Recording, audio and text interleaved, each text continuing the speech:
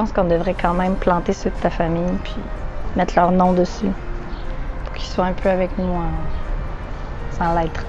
Ces petits arbres sont voués à être plantés par les invités au mariage d'Anne et Miguel. Les deux artistes se sont rencontrés il y a près de 5 ans. Lui est mexicain, elle québécoise. Il rêvait de réunir les deux familles pour les célébrations. Je refuse votre demande parce que vous n'avez pas démontré que vous quitterez le Canada. Mais voilà qu'Immigration Canada refuse d'octroyer les visas des parents, sœurs et frères de Miguel. C'est une lettre qui est, à mon avis, remplie de jugement aussi parce qu'on nous dit qu'ils ne croient pas qu'ils vont retourner dans leur pays après les événements. Donc, on ne comprend pas trop d'où ça sort. Donc, c'est choquant, c'est fâchant, c'est humiliant. Pourtant, certains des invités au mariage sont déjà venus au Québec sans anicroche.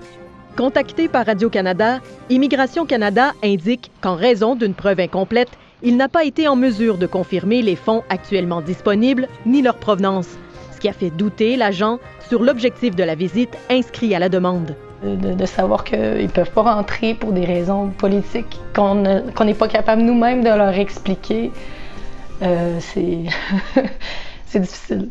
Depuis février dernier, Justin Trudeau exige de nouveau un visa aux visiteurs mexicains pour freiner l'afflux de demandeurs d'asile. C'est que les demandes à partir de ce pays ont bondi, passant de 7 483 en 2022 à 25 236 un an plus tard. Depuis l'imposition des visas, 3 Mexicains sur 10 se voient refuser un séjour au Canada.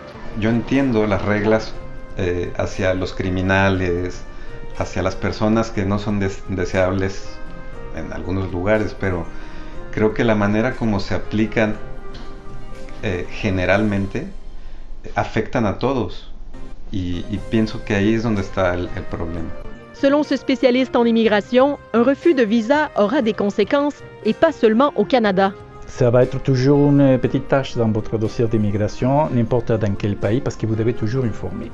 Le couple souhaite que la demande de reconsidération auprès d'Immigration Canada porte fruit.